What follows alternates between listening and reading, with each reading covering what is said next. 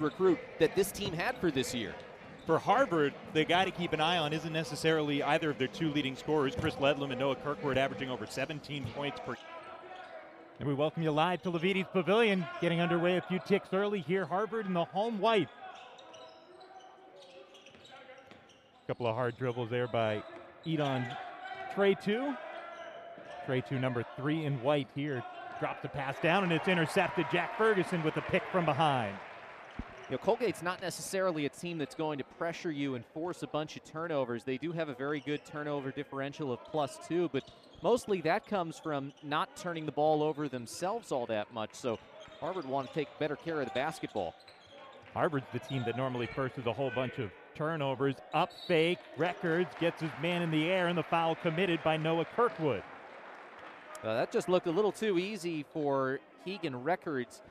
It was like he was telegraphing exactly what he wants to do. And Kirkwood, such a key player for Harvard. The Crimson going to want to make sure that they don't get him into foul trouble. One of the key matchups to watch in this game is you got a Colgate team that will generally have a player who's 6'10 or 6'11 out there on the floor, whether it's Records or Jeff Woodward. Harvard's tallest player is basically 6'6", 6'7" as far as who they have available. So they're undersized, and they're going to try and match up against, at times, the bigger Colgate players on the inside. Records splits a pair at the line, the 6'10", 250-pounder from South Kingstown, Rhode Island. A lot of family in attendance making that short drive up from the Ocean State. Free throw jumper good by Trey2. Edon Trey2, it's a guy who hasn't really gotten the outside shot going yet this season, but if he can get going from that mid-range, then that presents another piece for Harvard. Again, it's an undermanned Crimson team, missing a couple of players. They expected to be in their rotation because of injury, and so everyone else has had to step up for Tommy Amaker's club.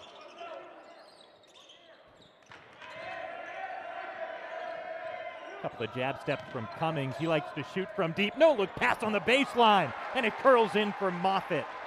That's just really slick passing, and something that Colgate, you'll notice, it's an excellent passing team. High assist numbers, part of the reason why the assisted turnover is always so high. This goes back to the last couple of years. It's part of their identity. Very unselfish. They share the basketball, and they'll be willing to do it a different way than they did against Syracuse. Sakota off the side of the rim as Moffitt, junior from Lancaster, Pennsylvania, grabs the rebound. Now it's off to Ferguson, who drives in, slings it into the corner. Rebound pulled down by Catchings. The Crimson are coming off a disappointing loss to Siena on Monday night. It was a Siena team that had been 0-4 before knocking off Harvard by 3. Ledlam 4-3, and that's no good. So you would imagine that Harvard is going to be supremely motivated here today to come away with a victory against a quality opponent. A little hesitation, look to the corner, and then Cummings takes it himself in the paint. That's that nifty floater shot. It seems like every college basketball team in the country, if you're going to be successful, you've got to be able to have a player who can master that kind of runner mid-range. And they don't always shoot that shot. Sometimes they'll pass it to the corner, but draw that penetration, draw the defense in, and find one of your open shooters. It's an excellent three-point shooting team, these Raiders. It's the basketball equivalent of the RPO in football, Yep. where every once in a while your quarterback's going to keep that ball to keep the defense honest. Shot clock violation. That one didn't catch any iron deep by Trey2. Really good defense by Colgate. It's a team that scores a lot. They play at a fairly high pace. The points per game average is up around 70, which isn't really anything special defensively, but they are third in the Patriot League in terms of defensive field goal percentage. As we get a look at this pretty move, you see the look off to the right. Is he going to pass it? Is he going to shoot it? And that buys him just enough time to get it up over Trey2. Yeah, it gets Noah Kirkwood out of the way defensively, where Kirkwood, who's 7 inches taller than Cummings, if he had stayed home, that would have been an easy shot to try and block. Poke away from behind, the late whistle, but probably the correct whistle there on Chris Ledlam. Yeah, they looked like they were going to let them play initially when the whistle didn't immediately come. And so Ledlam picks up the foul. Kirkwood has a foul. In a 3-point loss on Monday at Siena for Harvard, Ledlam had 4 fouls and was limited to just 27 minutes. So fouls did certainly have an impact on the game on Monday. Offensive foul on Records. He looks down as if to say, hey, isn't Sakota in the restricted area? But the official was confident making that call. Yeah, he just lowered that shoulder and pushed the defender down. And so Harvard benefits from Records picking up the foul, something that Harvard's going to have to play tough when they get the ball to those bigs on the interior, because the Crimson just really don't have anybody who can match up, and now goes back the other way on a foul. Catchings was not quite planted, and he knocked over Jack Ferguson. Take a look here at Catchings, and yeah, you see he's moving around a little bit too much. I think he realizes it. Good job by Ferguson to take some of that contact. Behind the back dribble for Richardson. Senior from Flemington, New Jersey, averages 10 a game. Directs traffic. Catchings with strong defense with that foul on him. Oh, but what a finish there by Tucker Richardson. You know, we haven't really spent a whole lot of time. Catchings with a three as he hits the court. First triple for the Crimson. Harvard not waiting around at all to get that possession started. I was going to say, Richardson, we didn't really spend much time on him, but he was a third-team all-conference player last season, and a big part of the success of this starting five. Strip by Catchings, forces it free from Records. Straight wingspan from behind. Kirkwood's been quiet at the early going. No look pass, bounces away, and then it bounces off of Kirkwood as he stood out of bounds. That'll send us to our first break here tonight. Colgate Discredit a team that has finished top two in the Patriot League each of the last 4 years, but it still constitutes an upset. It was over 50 straight losses head-to-head against the powerhouse program Syracuse.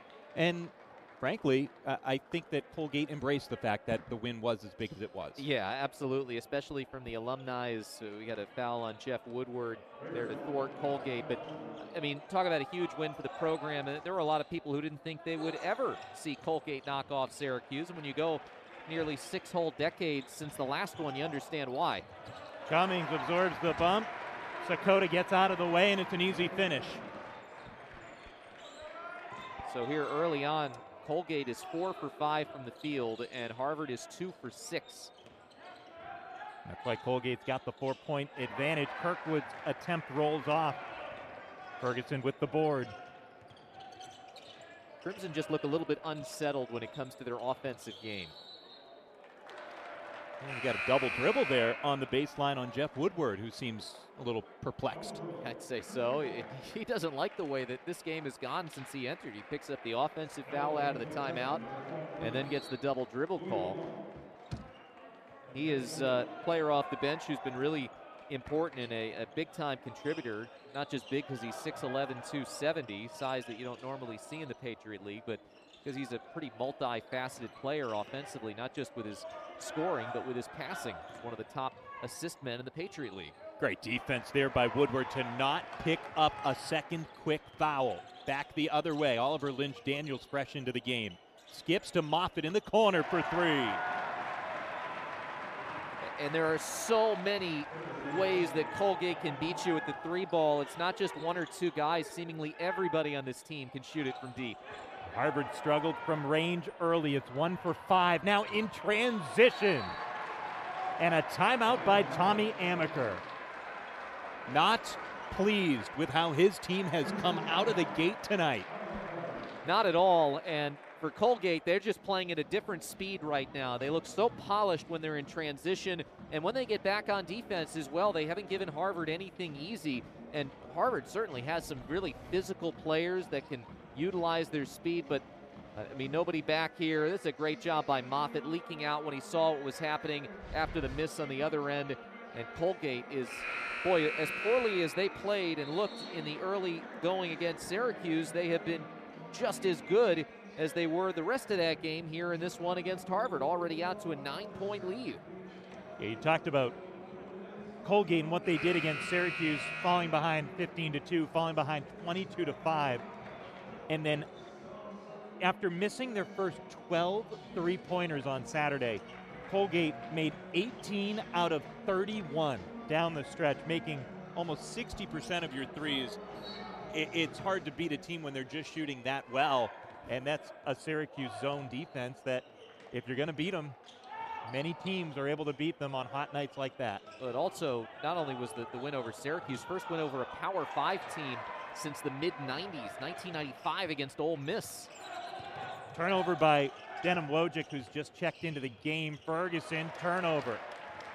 Noah Kirkwood has been a thief all season for Harvard. Up and under. No dice there. First shot taken by Samuel Silverstein.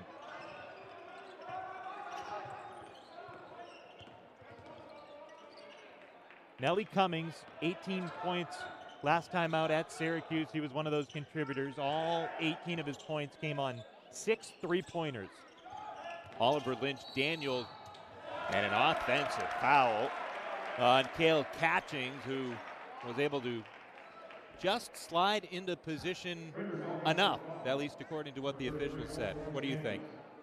Well, it's the contact there coming from Oliver Lynch Daniels, that left shoulder. He leans in a little bit, and certainly Catchings was on the move. His momentum was taking him that way, but it's that little extra contact that the officiating crew sees, and that's what Billy McCarthy called when he made the foul.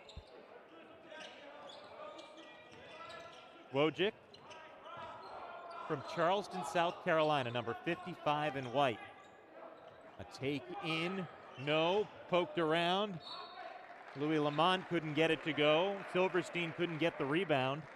And this is the second wave of players for Harvard. Only 2 starters in the game. They've already gone 3 deep into the bench. Well, we opened the broadcast talking about how important those juniors were. Sakota, Trey 2, Ledlam. Those are the 3 on the bench right now. And you've got some young players, a couple of freshmen, or 3 freshmen. At the rim, Kirkwood challenges Woodward, but picks up the foul. That is 2 on Kirkwood.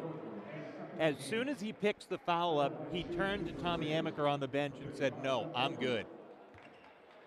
Take a look, just again trying to contest with the height. Kirkwood is really the biggest player on Harvard at 6'7". He's listed 215, although he looks a little bit bigger than that. And trying to compete with Woodward, who's 6'11", 270. Woodward had just enough elevation there so that the contact came on the wrist instead of the ball. Timing was there for Kirkwood, no doubt.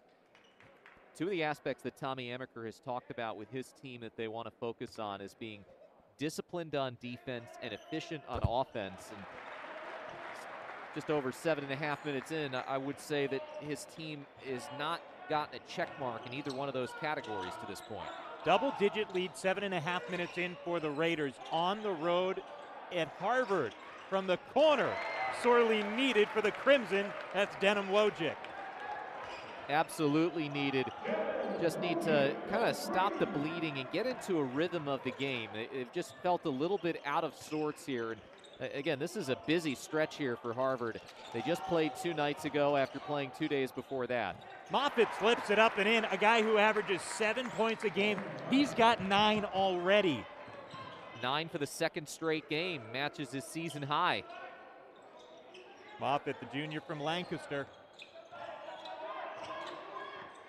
Back to a 10-point lead. Kirkwood swirls it around.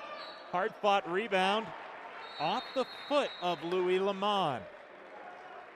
Colgate those times. He's been basically a model in some ways for what Matt Langle has been able to do at Colgate. Harvard didn't have a whole lot of history in terms of success on the hardwood before Tommy Amaker, and Matt Langle has that in common now, turning these mid-major programs into very respectable outfits. Woodward along the baseline, several inches on Kirkwood. The help defense by Wojcik. Woodward's got to go. It catches the side of the rim as the shot clock expires. Good, tough defense by Kirkwood, and disciplined as well to avoid picking up that 3rd foul. Samuel Silverstein to Kirkwood. Contested. Silverstein as it's kept alive by Catchings. Silverstein's listed as 6'6", but he's got long arms. Really can keep a lot of balls alive and contested. 2 of 8 beyond the arc for Harvard. They're just 3 of 15 overall from the floor. That's only the third three-pointer attempted by Colgate, a team that shot 41 of them the other day against Syracuse. But for Colgate, they talked about they're just an offense that takes what the defense is going to give them. And in that game, they gave them 40-something three-point attempts. Yeah, you play the zone, and of course that really invites you to take a lot of three-pointers, but Colgate just kept firing away. All alone for Woodward, and it's the second foul on catching. So that's a pair of Harvard starters now with 2 fouls here in the first half. You look at that one of 2 ways. You say for catchings, he's clearly going to score. You're going to get a foul at the worst, and you commit your second foul. But at the same time, Woodward is only a 57% free throw shooter. He did make his 2 free throws that he took earlier in the half, and so maybe you take your chances that you won't go down by a dozen. Of course, that'll be moot if Woodward makes the final free throw.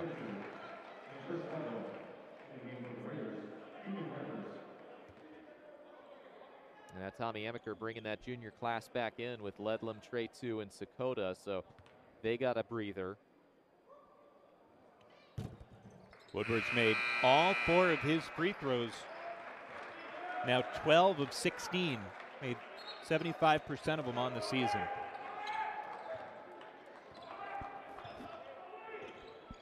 Really makes that 57% number he came in dramatically different. 4 in a row, and now all of a sudden you're a good free throw It shooter. is the beauty of sample size at this stage of the season. Ledlum takes a whole bunch of steps in multiple instances on that drive to the hoop and ultimately gets called for it. I think Colgate was surprised it didn't get called for the travel as he began that run to the rim outside the arc. It's little mistakes like that Harvard has made. I mean, both teams have already turned the ball over 6 times. Record spins in the lane. A 3 on the kick out. And we've got a flop warning on Harvard. So that is Edon Trey-2. Flop warning on the spin move by Records. They are trying to eradicate the unnecessary flops. Yep. That's what you see there. I mean, it didn't look as egregious as some flops will look. There was some contact there. He thought he was in good defensive position. When you have a big man spinning through the lane like that. Records was in control, but sometimes that gets a little out of control. A 3 stuck by Louis Lamond. Well, Lamond missed the Albany and MIT games, got back out there for a few minutes against Siena. Harvard almost had a 3-on-0 break, and instead Silverstein pulled it out. Lamond steps through. Yes. Well, he's a big-time player. He was the Blue Ribbon preseason Ivy League Rookie of the Year. And another great recruit for Tommy Amaker to bring into the program. Originally from Paris, and then came over with his parents and played high school ball in Illinois. From Paris by way of Evanston, Illinois, yes. Lamond has been so dynamic. When he came into his career, it was 22 minutes, 11 points against Morehouse. They're a non-Division I school. That's a D1 move right there by the freshman. Now he's got some serious skill, and fortunate for Harvard that it was not a long-term injury like some of the other injuries that their bigs have suffered. Ledlum lost it on the way up, flipped it at the rim. Rebound Ferguson. Ferguson's gotten his nose in there with 3 boards in this first half. He's a hard-nosed player, blue collar, but a guy with a stroke. Ferguson right to the rim. Out of bounds. And Sakota trying to gather it, dribbled it on the end line there, so it's going to be Colgate possession. 20-second shot clock because it reset after the shot missed. You saw the look on the face of Sakota. Just a frustrating first half. Out of a tangle of arms, the kick out 3 knocked down by Ferguson. I mean, what can you say about this guy? He's gotten better as his career has gone on, but he's always been a guy that can hit the three-point. I mean, he came into tonight just under 40% for his career from beyond the arc. Trey-2 gets to the line. And that brings us to a break in the action. Colgate doubling up the Crimson. Colgate continuing to play well in this first half on the road here in Cambridge. Final minute until the miss at the buzzer from Sakota, but a tough loss for Harvard, and they go 1-2 against those New York schools that they played between Albany and Iona with Siena. Empty trip at the line for Harvard. Couple of misses by Edon Tretu, who had been 12 of 14 at the line on the season before that. Yeah, Harvard's been a really good free throw shooting team. Very little hesitation for Lynch Daniels, but he misses that one.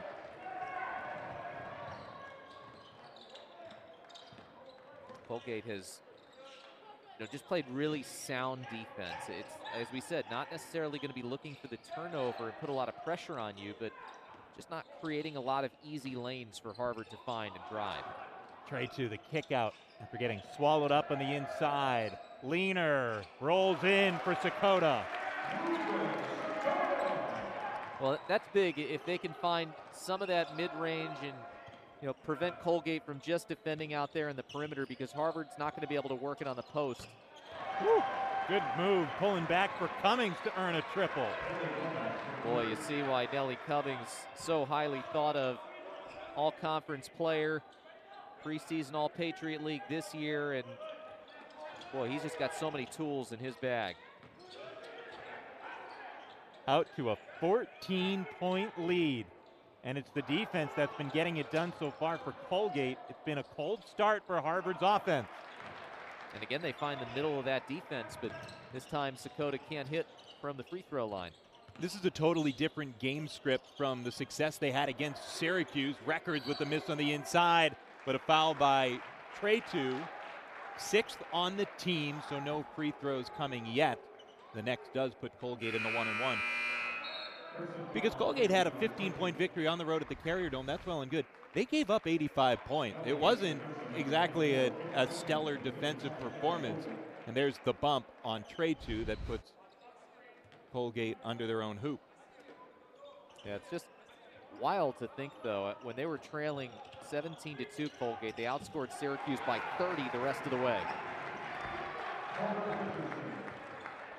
It was a flurry over the final 30 minutes and change for Colgate. From the corner, Sakota, uncharacteristic. That corner has not been there for Harvard. A few attempts there. Catchings had one earlier in the half.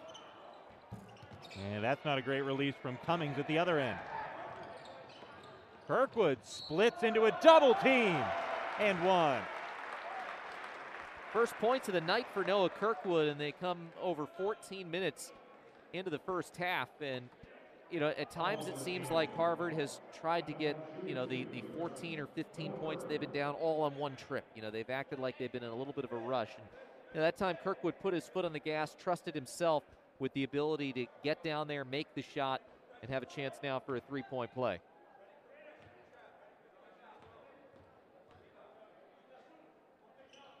Three-point play for Kirkwood. And for Kirkwood, he comes in with 17 points per game this season, and this isn't just a flash in the pan for a guy that had a year off. Kirkwood came to campus, was Ivy League Rookie of the Year. As a sophomore, he was first team All Ivy League.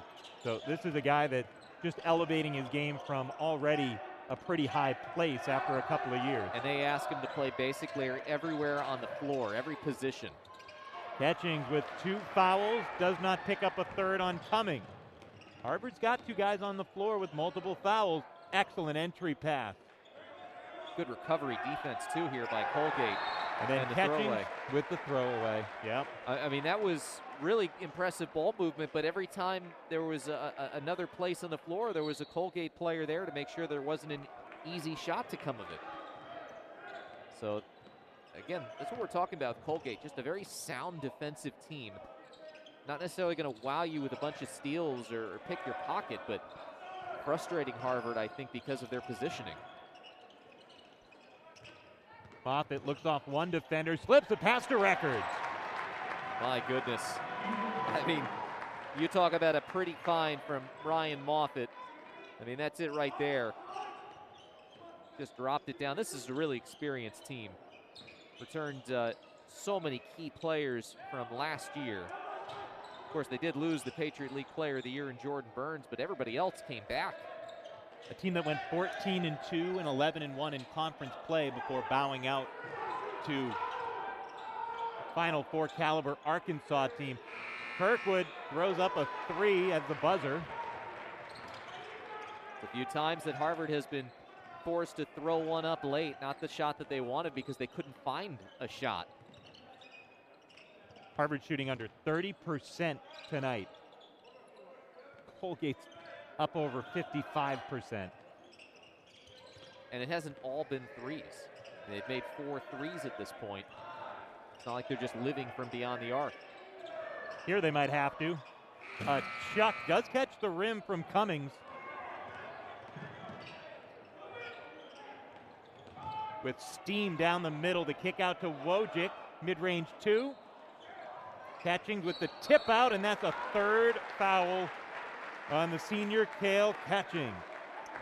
15-point lead for Colgate. It's not getting any smaller. They are playing well on the road. Moffitt earned the 3rd foul on Cale Catching.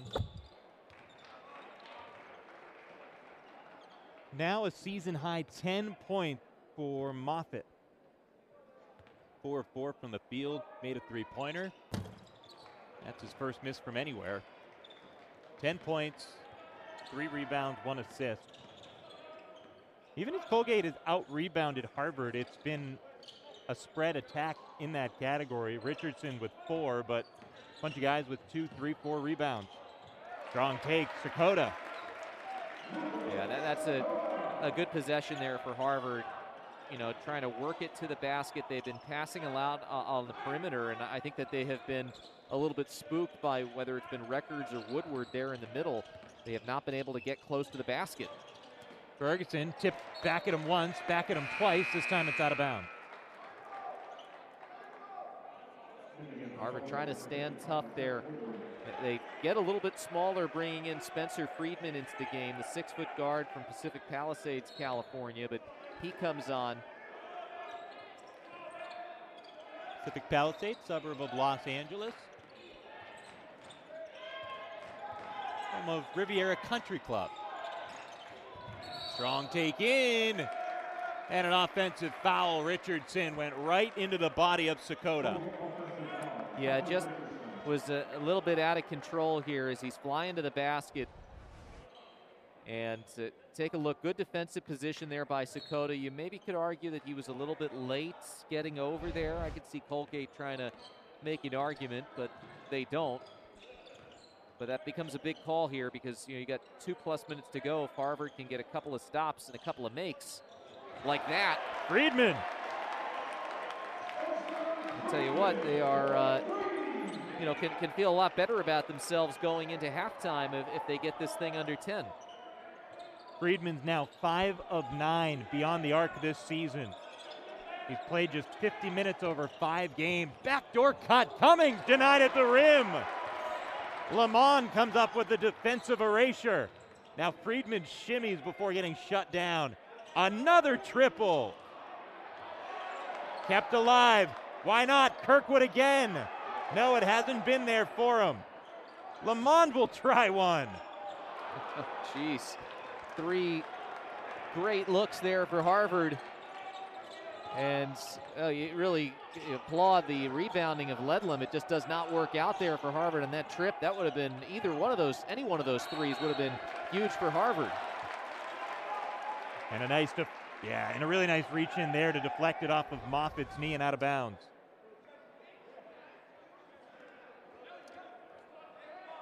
So here you are, 1:16 to go, and Harvard's got a little bit of wind in its sails. It didn't really look like that all that long ago. Lead as big as 16 points. Left-handed open, Friedman. He's got 5 quick ones off the bench. Didn't score in 4 minutes against Siena. Friedman had been averaging 4 points a game, and he's got 5 points in the last 3 possessions. Well, Friedman had been averaging over 10 minutes a game before playing just 4 minutes against Siena. What a big answer by Cummings late in the first half. Huge, huge. Harvard had gotten it underneath 10. Cummings says, not so fast. Sakota with a response. Harvard knows how hot he can get and how hot the Crimson can get when they get some good looks. Colgate can take this all the way down, but they've got a wide open look for Moffitt, and now 20 seconds for Harvard's offense to work with.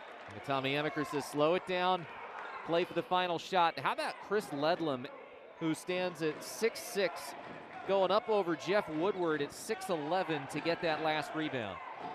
Ledlam with the hammer late in the first half. Making us part of your pre-Thanksgiving appetizer.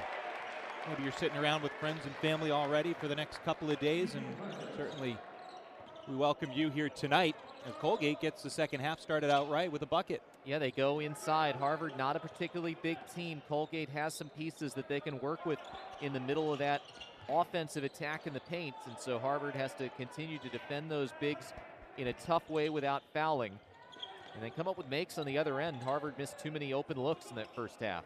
Ledlam's shot might have been by records. They got a fresh 30, but no, never hit the rim. Correctly decided by the officials here. Yeah. There should not have been a reset on the shot clock. Yeah, so there was no buzzer for a shot clock violation, but you saw from the crew of officials it was a shot clock violation. Officials may want to take another look just to make sure that they are going to get this correct. Tommy Amaker being explained to it by Billy McCarthy, and there you see the signal. Well, while we have a moment, Justin Galanti, our sideline reporter, got a hold of both sidelines coming out of halftime. So, Justin, what did you learn? Yeah, on the Colgate side, they were obviously happy with the way the game started, not happy with the letdown right before the break, but overall very happy with the defense and how that dictated the offense for Colgate, right? Defense leading to offense. And when we talked to the coaching staff, what do they want to see in the second half? They said keep forcing Harvard's top players into very difficult shots. Kirkwood, Ledlam obviously struggled from the floor in the first half. And it was what you would expect from Harvard as well. They came out flat, according to the coaching staff, and they let missing shots create a lack of discipline on the defensive end. That can't happen again, they said, in the second half. Stay disciplined on defense. Honestly, stay disciplined on offense. And I asked, okay, how do you get Noah and Chris going in the second half? And they said, yes, that is absolutely something we need to do, but it has to come to them. We're not going to come out of halftime here and say, Noah, Chris, you shoot every time. We know they're our top players, but we need to have them let the game come to them, and that'll dictate the second half. Guys? There are a couple of players that average 34 points per game, but this is a Harvard team that averages 80. So they are a big part of the offense, but they are not the only offense. Alex, what did we learn as the official came over to update us on the situation? We learned if they're looking to see if there was a shot clock violation, and then we learned that they weren't getting the right angle at that monitor, and they came over to see if we had a better angle, to which I said, I don't know if I can provide that. I'm trying to listen to Justin's report. Justin Galanti on the sideline. He's Alex Vespoli, Adam Giardino with you. 39-30, the first bucket of the second half belonged to Colgate. And the officials, in real time, you can take a peek at what they're looking at, just making sure that the ball never did hit the rim. And it seemed like they did get it all correct. And it stands. Yeah, they overturned the lack of a shot clock in real time, and that was, even on replay, the correct move. Officiating crew has to trust itself. They don't need the replay. That's right. They got it right the first time. They Got it never right. get it wrong. Crew of Phil Celestio, Nathan Hall, Billy McCarthy. Haven't really been part of the story tonight, which is usually a very good sign for any officiating crew. Poked away by Kirkwood, and then a couple of players tangled up. Well, gets part of the action right there, preventing Richardson from taking a tumble. Yeah, it's Phil Celestio.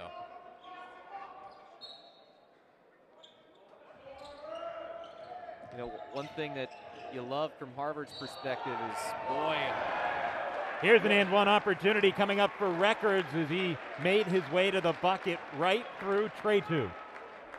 Trey 2 is just like a pylon toppling over in the end zone on that.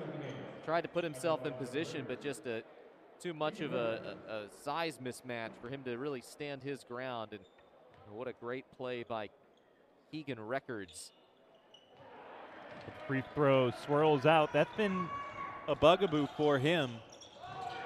3 of 10 coming in. Offensive foul. Noah Kirkwood. Nope. It was on the pick. It was Ledlam's screen, not the push off for Kirkwood. So that is a big break for Harvard. Yeah, it does not become Kirkwood's third foul. Instead, it becomes Ledlam's second foul. And as Middle was saying, Harvard had to love the energy that Chris Ledlam brought on both, his offense and his defense, his rebounding as well. It's going to be that type of energy that gets them back into this game, but they've got to stick with Nelly Cummings a little bit better. Normally can fill it up from deep, but that teardrop, beautiful. Cale Catchings, and a foul on Cummings as Catchings was trying to set a high screen, and Cummings just bowled him over. Cummings is saying, I'm the smallest guy on the floor. How am I bowling over anybody? Especially someone who's 6'6", 230. Catchings is out there with 3 fouls, so he's got to be careful. Catchings, a foul as Records' foot caught the foot of Catchings. 3 free throws coming up for Harvard. Records not necessarily going to be a guy that Colgate wants defending on the perimeter on a guy taking a 3-point shot. And I'll tell you what, Harvard, we talked about them being undersized. In some ways, it can be a benefit because the offense, really all these players are versatile. You have a big quote-unquote like Catchings, but he can shoot the 3. Noah Kirkwood can shoot the 3. Those are the guys that are playing those post positions right now primarily for Harvard, but it really forces the defense into a situation where they have to defend all parts of the floor for all players.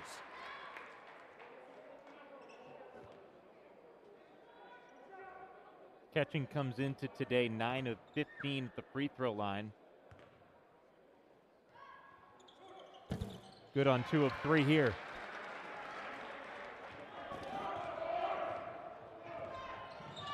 Harvard comes into tonight 3-2 overall this season, as does Colgate. A 3, good. That was absolutely pure from Ryan Moffitt. Well, and it was a great screen that set it up. Totally lost Ledlam as he went around the screen, got himself into the position, and then made the shot. Ledlam here with the answer. Big time answer. Ledlam's gone over 16 points in 4 of his 5 games this year. Just 5 points for him, and didn't have anything until that jam in the final 5 seconds of the first half. Cummings again, the hesitation and the foul on Catchings, number 4. Yeah, his look of frustration on his face is kind of fell into that. Cummings just too quick and crafty. Basically can go to that when he's going up against a bigger, maybe slower-footed defender every time. Take advantage and get that contact. And Colgate's done a really nice job coming out since halftime here, Adam, of making sure that they flushed the end of that first half. Didn't let it affect them at the start of this half. They're playing some very confident basketball. It looks like this is not going to be a shooting foul. Cummings was trying to make the case it should be, but you're going to say it's a foul on the floor. The official who made the call initially seemed to be pointing up. May have gotten overturned. Harvard's hoping to say, can you put that foul on somebody other than Catchings? Great steal by Ledlam. A rare turnover for Colgate. Maybe not so much tonight. They're up to 10 of those here tonight. A little higher than their season average. Well, we talked about that being a little bit of a difference between the way these teams play defense. Dakota erased by Records. Got those tall players, you just got to be careful. You're not going to be able to get such an easy drive to the hoop when you've got 6'10 and 6'11 there patrolling in the middle of that defense. It is such an advantage in the Patriot League especially. How about an 11th turnover? Moffitt with the foul. No continuation. Pretty impressive continuation, though, on the part of Kirkwood. He's going to make the officials make that call, but he just reads this. Look at that. Picks it up out of the air. This is a player who, averages about 2.5 steals a game, and he's explosive.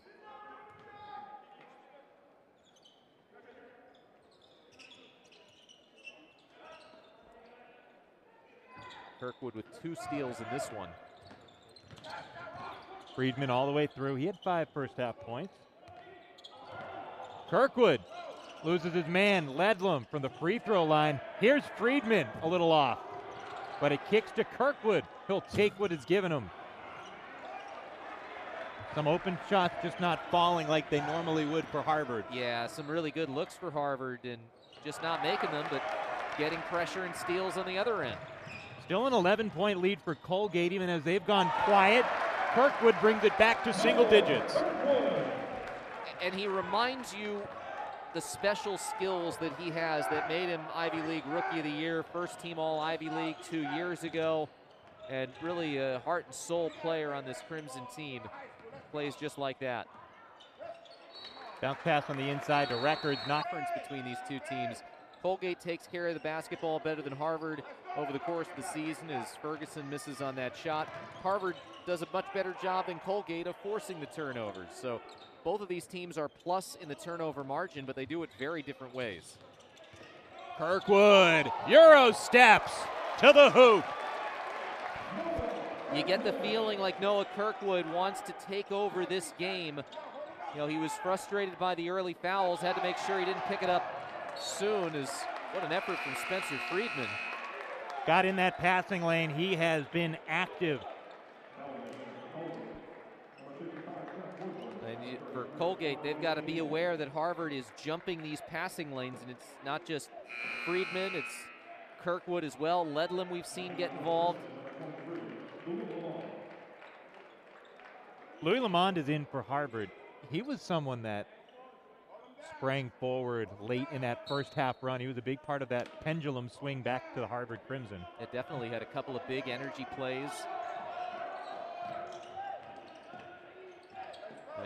When Ivy League season comes, as he kicks off the rust and gets himself into college basketball mode, he is going to be a real tough matchup. Shot clock violation. Moffitt didn't get it off.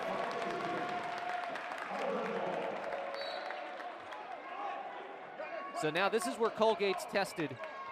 The lead has been cut to 7. This is where it was at halftime. Got to rely on that sound defense, and they do, to force the turnover. Be interesting to see what defense Harvard runs here. They might be playing a matchup zone, which on the previous possession left about a 6-inch differential like it does here with Silverstein going up against Woodward.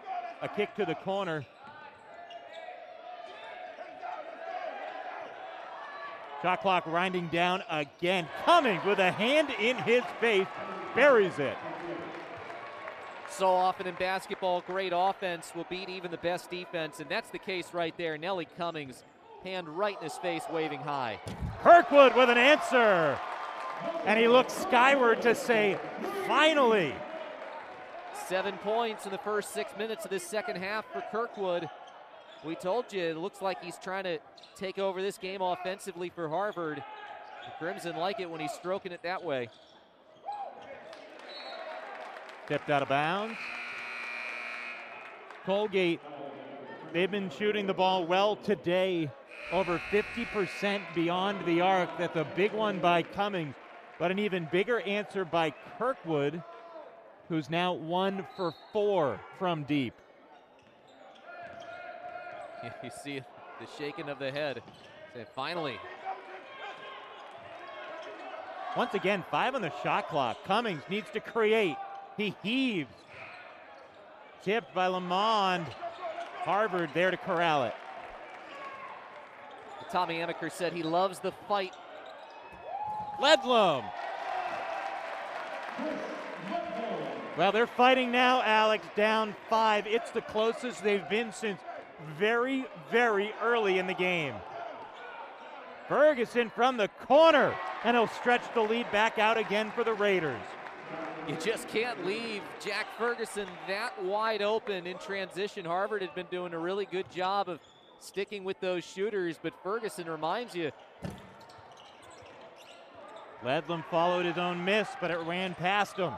Ferguson from the outside, now he takes it to the rack.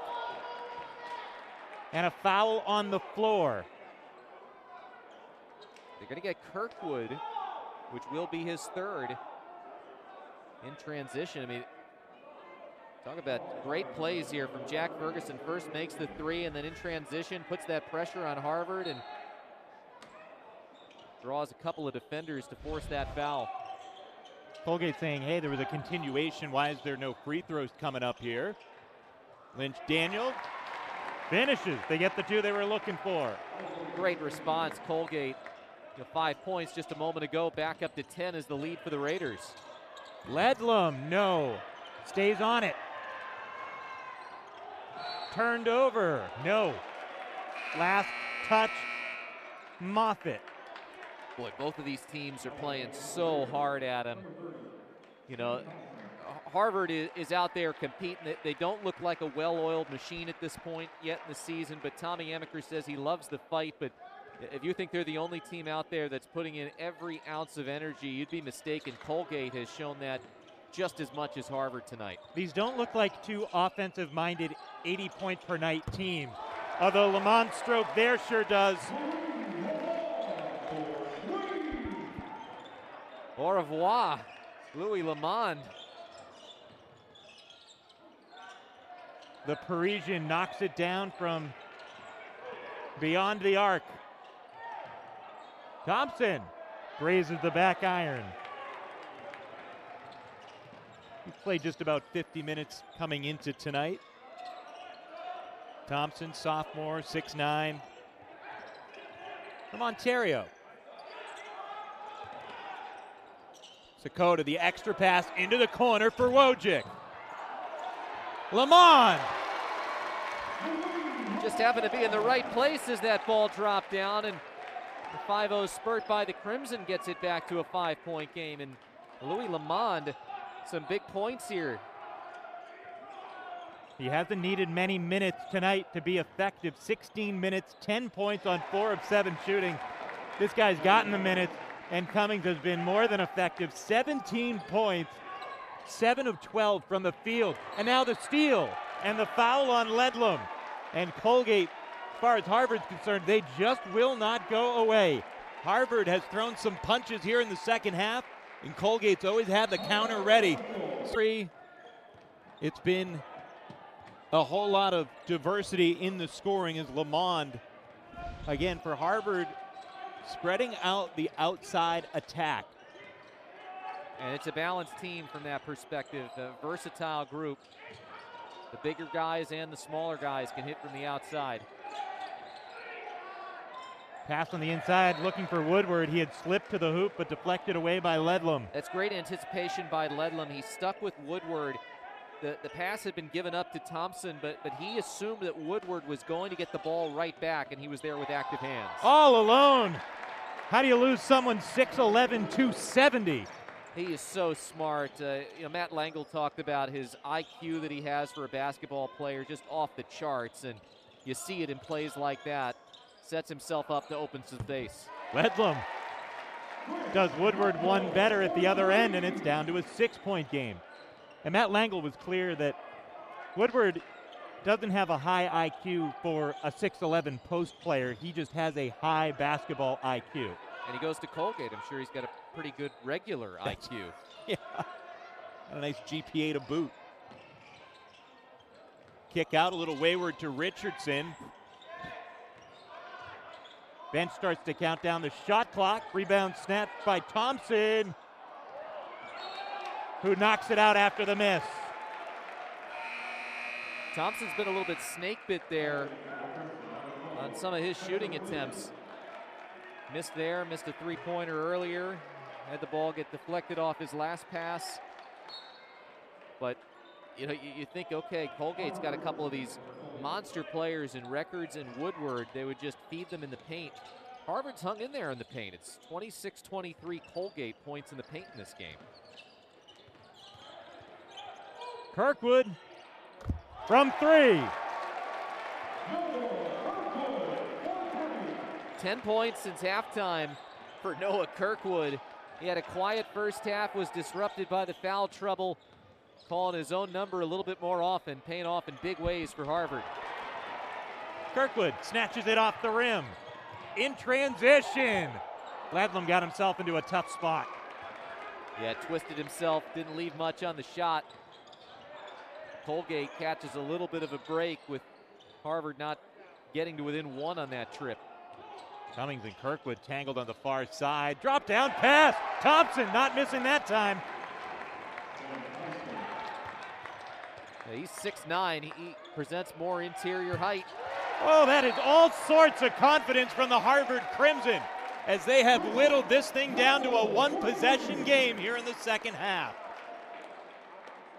Not what he's looking for.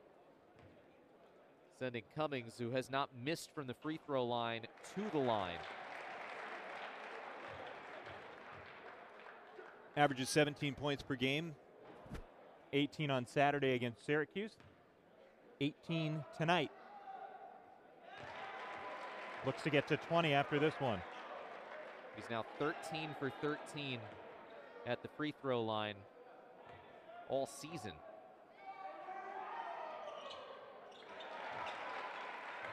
With a stroke like that, it's easy to imagine why. You know, Adam, if he keeps it up, he'll set the NCAA record for highest Yes, he free would. throw percentage. I don't think anybody's done better. Quick trigger shot there for Spencer Friedman.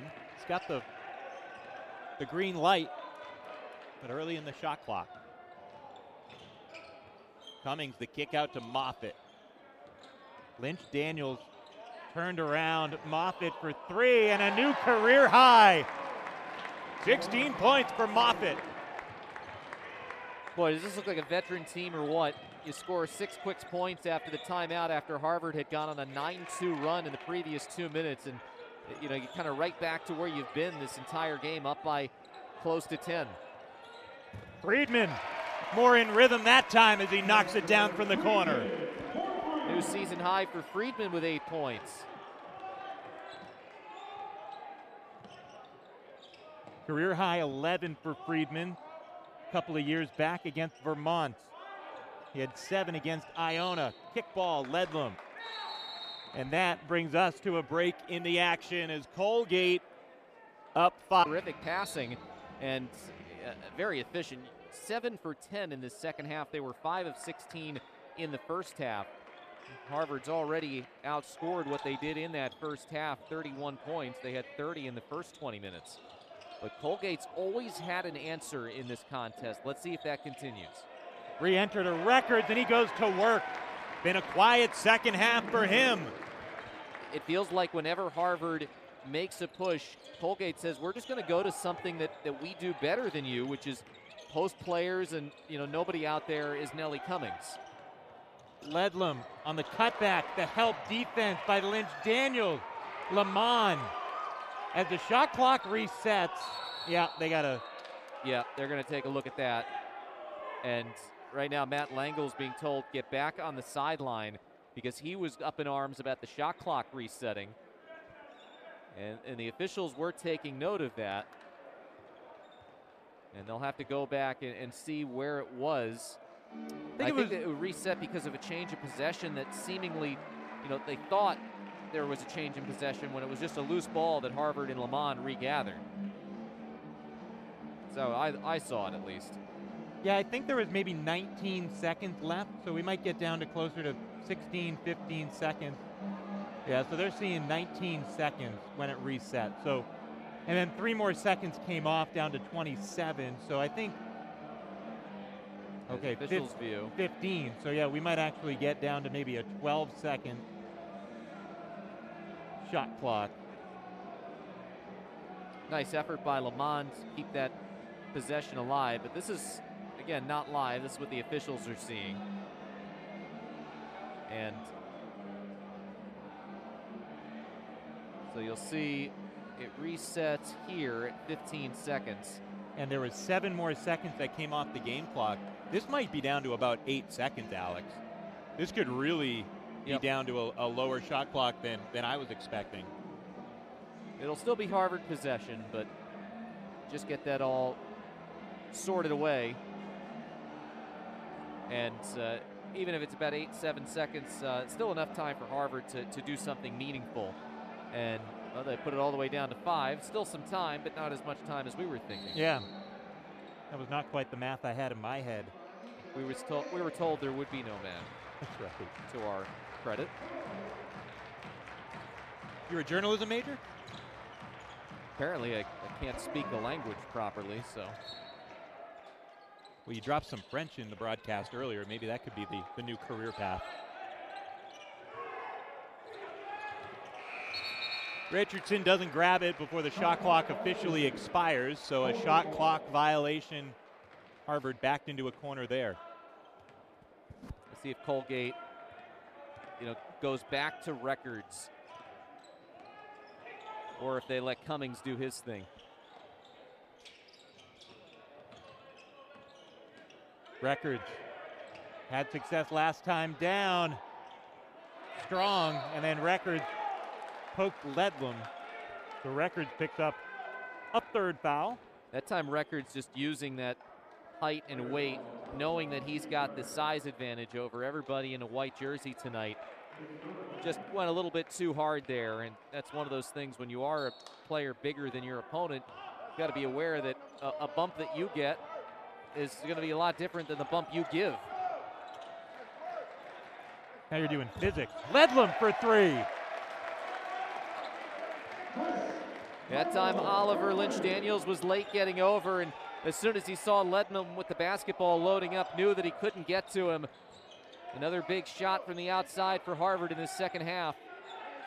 It has been a fight for the Crimson ever since they trailed by 16 in the first. 34-18, the largest lead of the night for Colgate. Cummings all the way in and slips it up with the left hand. Well, what did we say? It seems like they go to their mismatch with the size inside, or they go to Nelly Cummings to take over. Last off of Kirkwood's leg and out of bounds.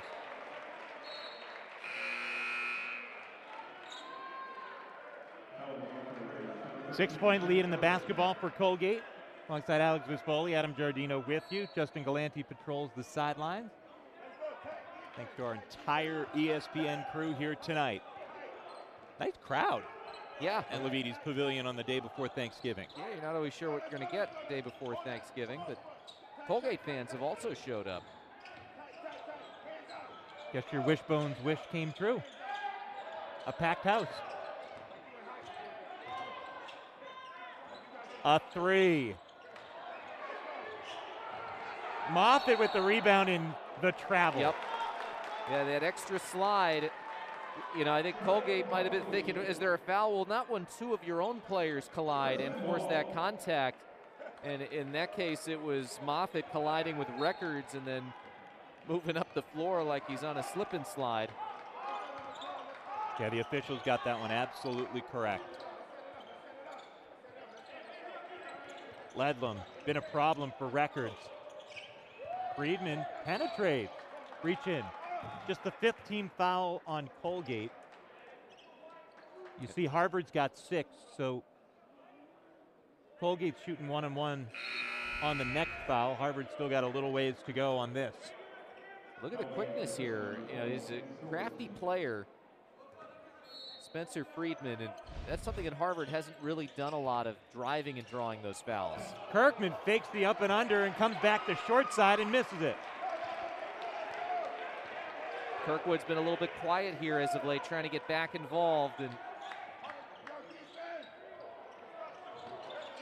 excellent position for Lakota on the rebound.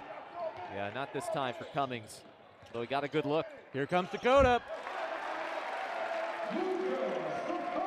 Lucas Dakota, All-Canadian three-point shootout champion in 2018.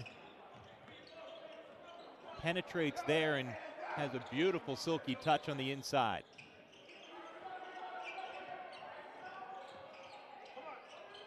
Moffitt being bothered by Lamond on defense. That doesn't even catch iron. Bench, they have been just a shadow of that here tonight. Yeah, only 10 points tonight for Colgate's bench players. Starters have been forced into the big duty. Pass ahead, Freeman, all alone.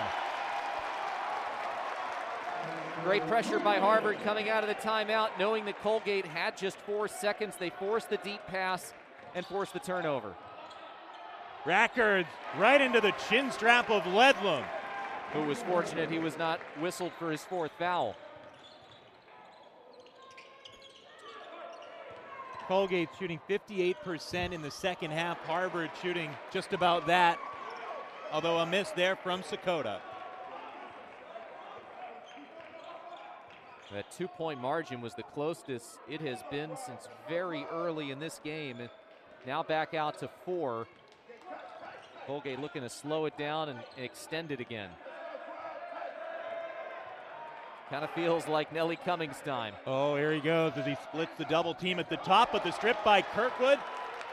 Off the leg. Now ahead of steam.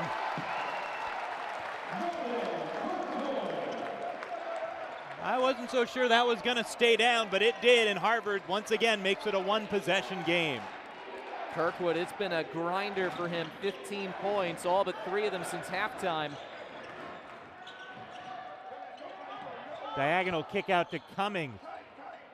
This defense has been swarming for the Crimson here in the second half, and they find the slip pass to Records with a personal cheering section up the road from Rhode Island.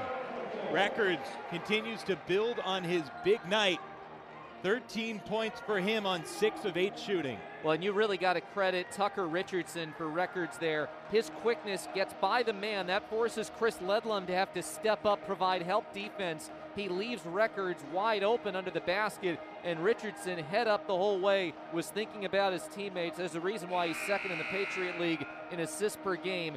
Dropped off the perfect pass, and Records knew what to do with it. The reality of the situation that Harvard faces right now is they were too cold too long to start the game, Alex, and they have outplayed Colgate over 25 minutes or so.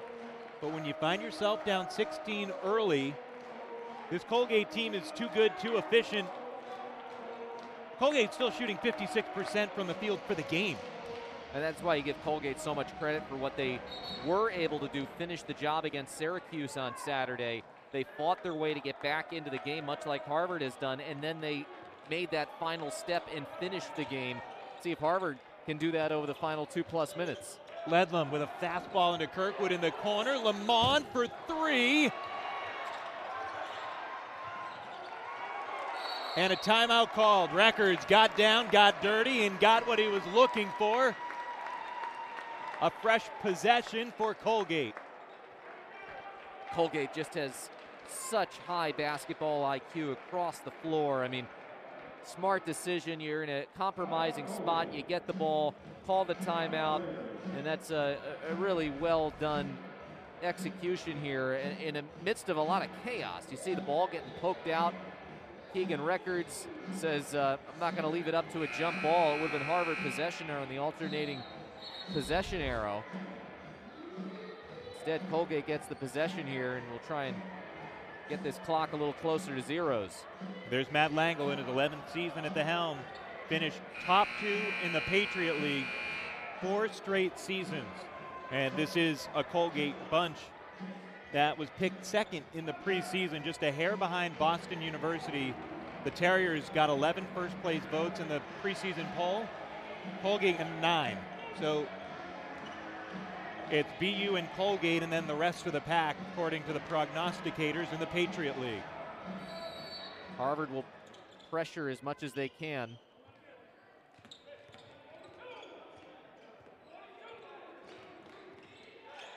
Colgate goes to Lynch Daniels here down the stretch. Lynch Daniels off the bench for about 20 minutes a night. But critical minutes for him to be having down the stretch here. And they take the bigs off the floor. And they take Cummings into the corner. He hasn't touched the ball yet. A three left short out of the normally surefire hands of Tucker Richardson. Kirkwood loses it, pops back up, and then travels. He did 90% of the work and then just lost the pivot foot. At the very end here, Kirkwood did an amazing job keeping the dribble alive after the stumble here. See, he doesn't collide, he just doesn't make the step, but he keeps the dribble alive until the very end here. Right here is where it happens as he gathers up and tries to get rid of it to Sakota. Yeah, he needed one more dribble, being pressured from behind, trying to get back to his feet. Colgate can bring this under a minute to go if they choose. Harvard does not need to foul. They are just playing hard-nosed defense as they have for most of the second half. Trying to force turnover. Turnover-minded defense that has gotten 16 of them against the Raiders, well above the season average. Cummings, the take. No, and no rebound either. Sakota's got it for Harvard. A couple of big misses in the last 30 seconds give Harvard a little bit of life. We saw what they were able to do in the final minute against Siena on Monday night. See if they can find some of that magic here tonight. Lamond has a pop free from him. A lot of players in similar spots for Harvard. Sakota goes to work himself.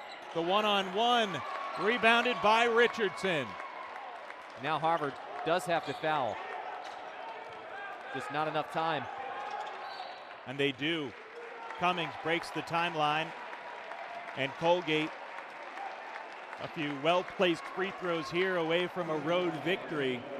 I'll tell you what, though, even if Colgate makes them both, it's still a two-possession game. But it is a one-and-one situation. All those early fouls, Harvard did a really good job of playing excellent defense without fouling for much of the second half. Harvard puts a guy at the line on a night where Colgate is 9 of 12, making 3/4 of the free throws. That's their season average. They put a guy at the line who's a perfect 14 of 14 on the season. Go figure. Rebounded by Ledlam. Friedman has the C's part in the middle. The kick out. Lamond, yes!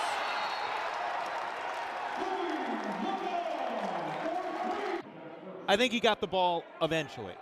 Yeah. I don't think the initial grab got ball cleanly. Again, 1-and-1 for Ferguson, who's 10 for 10 this season.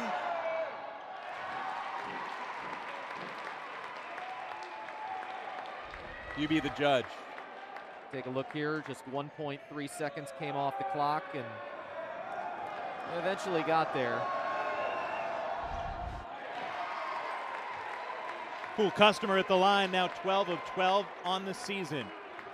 Who's it going to be for Harvard?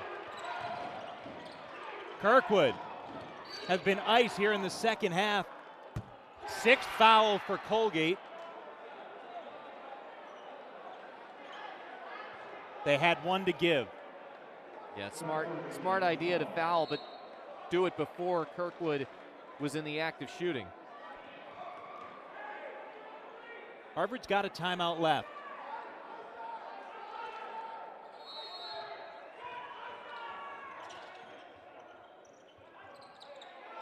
Right now, Bedlam. There's no foul. It's a three, back rim, punched out. Sakota. Oh!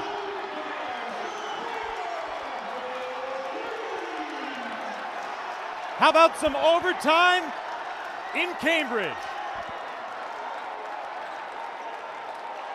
unreal.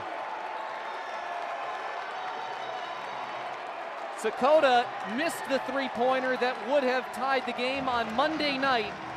48 hours later on a punch-out that looked like this would go into the backcourt. He's in the right place at the right time, and it was definitely off in time. And if we get another look at this, and I'm sure we will, Tucker Richardson, number 15 in red, as the ball gets punched out, he's got his hands on his head because the clock in his head, he knows that Sakota's gonna get a shot off. It's not a high percentage shot, but it's a higher percentage shot when the ball is in the hands of junior Lucas Sakota. In 2018, he was the best three-point shooter in Canada. And at this moment,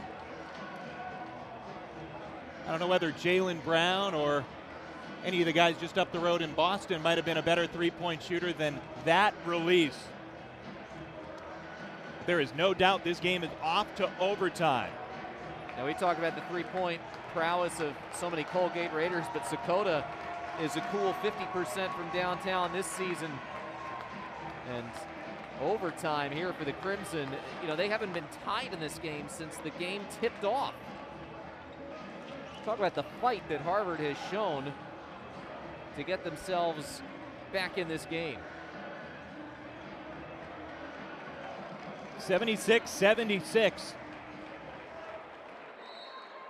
Luka Sakota. We highlighted him at the top. It was a career-high 19 points. Last time, Monday, at Siena. He's a 12-point-per-game scorer, and with just a few moments to go in regulation, he was stuck on 9. He thought, got to get myself back to that season average. 12 points. The 3 most improbable points of the night sends us to overtime. It's just been an unbelievable game. And, you know, Colgate's been there to take every punch that Harvard's had and has counter-punched pretty effectively. See if they can do the same thing in overtime now. Drive in by Kirkwood, stripped cleanly by Moffitt. Right off the tip. Again for Harvard, remember Kirkwood playing with 4 fouls. Nobody's really in foul trouble for Colgate. Nobody is more than 3. Records has 3. Sakota gets undercut, and now he's down, and it's a left leg that gets a couple of push-ups and might be a left ankle. As Sakota brings himself slowly to his feet.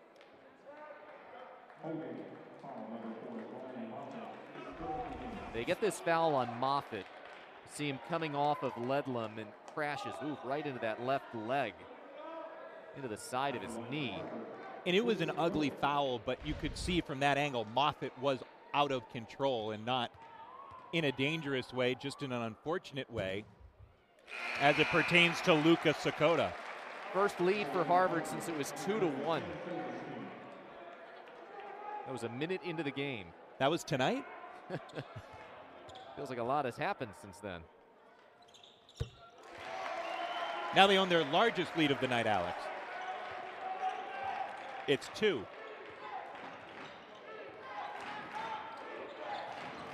Looked like a different Luka on that shot that forced overtime, didn't he? Especially as Boston Celtics fans would remember it.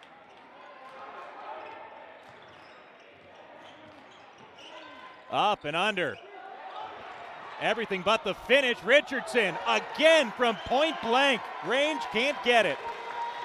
It's a dozen rebounds for Ledlum. Double-double for him to go along with 16 points.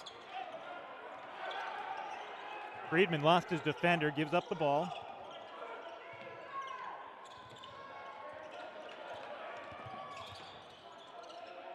Got himself into a bad spot. Turnover. Really great play by Richardson. Didn't let the tough offense on the other end slow down some terrific defense. Ferguson takes a couple of bumps. He pops up well behind the play. Into the corner for 3.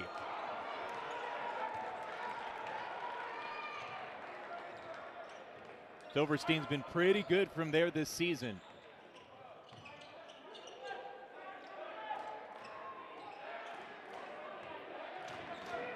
Records going to work. Frees the left hand, leaves it short. Boy, for a team that doesn't have a player taller than 6'7", Harvard has been mighty tough close to the basket. They have forced some tough takes from Keegan Records and this Colgate team as Tommy Emiker takes a timeout. Luka Sakota with a couple of free throws has Harvard up a pair in overtime. Pavilion after they didn't play any games, of course, here last season. If you've been with us from the start, thanks for hanging out with us all Wednesday night. If you're just joining us because maybe you saw that clip of a Luka Sakota heave that sent this game into overtime, floating around on Twitter, that's a little bit more balanced look from Sakota. Colgate, that pressure is really starting to build on the Raiders. They haven't scored since the extra session has started. 0 for 4. You said they haven't had a cold streak yet, and Moffitt gets them out of perhaps what was their most critical drought of the night. That's a big, big shot. You get a 3, and all of a sudden it feels like you're back in the game. You start falling behind by 3 possessions. And that's bad news, but that's bad news right now for Sakota, despite the effort. Give it away on an unforced turnover. And now Colgate can tie or take the lead. Let's take a look. Off the his foot. You've seen the highs and the lows on the facial expressions of Sakota over the last 5-10 minutes. He almost ran out of the gym when he hit the buzzer beater to send this game to overtime. They had to corral him back at the opposite end of the court. Interior passing taken away by Ledlam. His second steal. Oh, what a finish. That's just great finishing by Louis Lamont. Took that contact. I think he was expecting to get a whistle, but still somehow midair adjusted, hit the shot. Harvard's been so active with its hands forcing these turnovers. Records with a strong putback after the miss by Cummings. Looked like a volleyball player dumping one over the net. This time dumping it into the cylinder.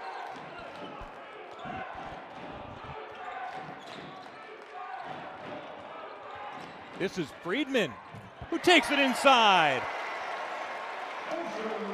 Easy to forget if you're opposing Spencer Friedman. He's a lefty, so that is his strong side. You don't normally expect players to be as confident.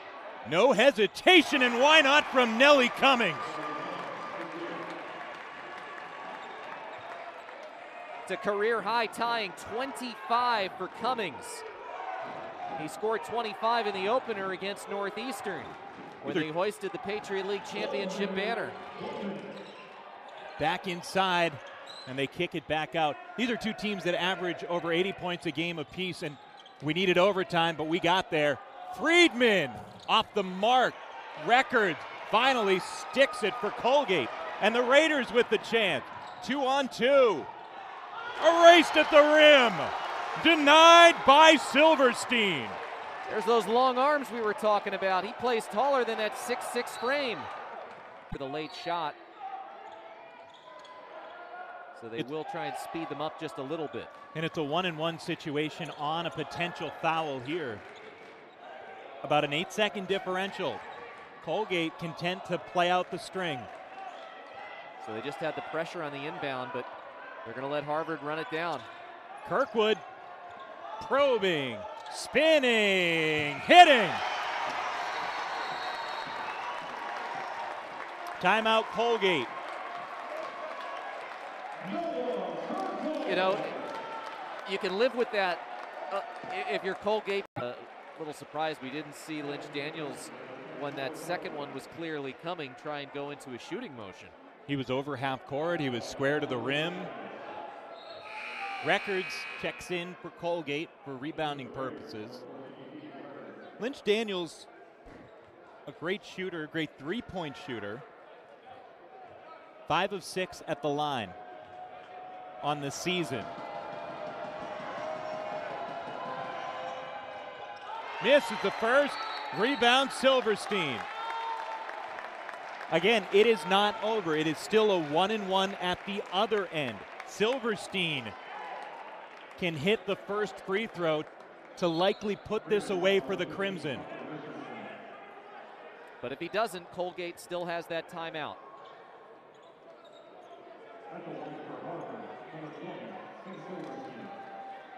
Three of 5 at the free throw line this season for Silverstein.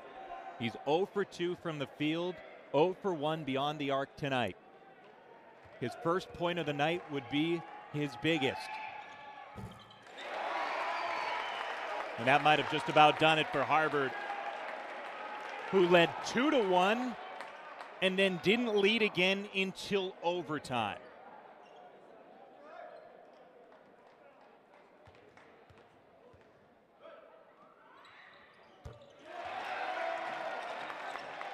A 2-possession game. All Ferguson can do is throw it up. Harvard with some heroics at the horn from Lucas Sakota at the end of regulation. That forced overtime. And then the Crimson prevailed, outscoring Colgate 13-8 in overtime. Just a truly gutty performance, if there ever was one, from Tommy Amaker's group. Yeah, and you credit Colgate played really well for most of tonight. Built a 16-point first half lead, but what about the fight? Tommy Amaker, when we talked to him, we asked